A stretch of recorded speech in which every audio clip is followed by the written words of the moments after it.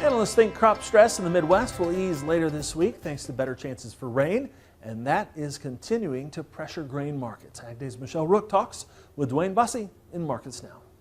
Tuesday's grain closes were mixed. DuWayne Bosse with Bull Marketing joining us. In soybeans, a two-sided trade, but ultimately we ended higher there. And what do you think, DuWayne? Have we just taken enough weather premium out of that soybean market for now?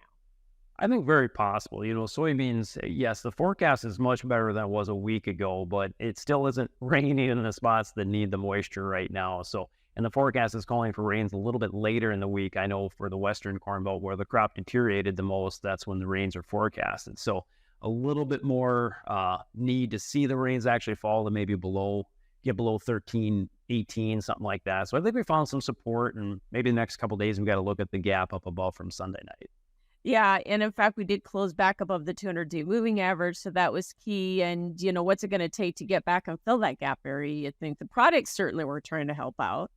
Well, yeah, products will help, and the S&D table is tight for soybeans, especially the meal and the oil moving forward, we believe. So we got some investors coming in there too, but I think it's going to take that hot, dry forecast. You need something to threaten this bean crop in the U.S. to get back above and fill that gap, and to get above 14, you definitely need a hot, dry forecast.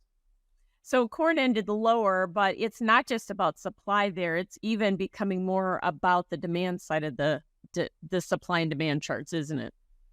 Right, absolutely. That's been something I've been pushing really hard to our producers as far as hedging out there and risk management, is that, we can argue the yield all we want. And we've sure seen on social media lately, it's the time of year to argue yields. But USDA has us projected to increase corn exports next year, 450 million bushels. And I'm just not seeing that, Michelle, not unless we have sharply lower prices, especially with Brazil's big safrinha crop coming on in the export market. So yeah, I'm a big bear when it comes to the corn market. Now, it's a time of year we trade supply mostly, and the weather looks pretty good for now, but eventually that demand's going to be a problem. But a strong day in the cattle market, kind of bouncing off some support areas we needed to hold on Monday, and we built on it. Yeah, I think we can.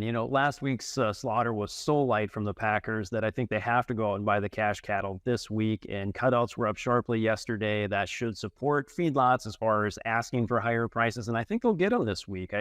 We were still operating off this technical reversal we've seen in the charts about 2 weeks ago, but I think that cattle market is very strong. Demand is obviously very strong, even for the dog days of summer. So cattle market looks really good.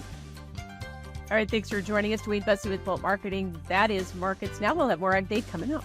For marketing advice, call Bolt Marketing, a futures and options brokerage firm.